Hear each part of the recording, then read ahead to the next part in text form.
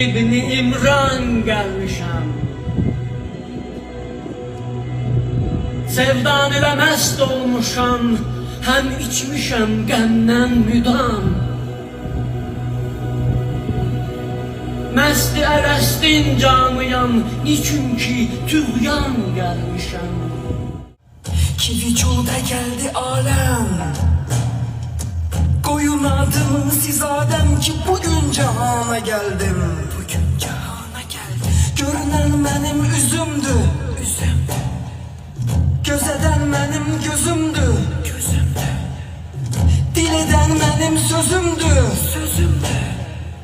Men amuş lisane geldi.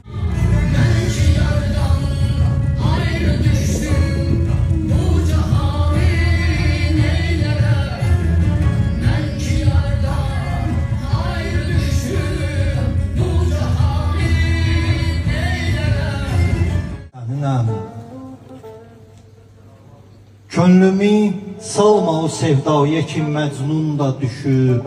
Bir o qalmışdı ki Leylanın olum, mən səninəm. Gəlsə tərsa balası, sayə gedənlər çox olar. Məni vurma yerə tərsanın olum, mən səninəm.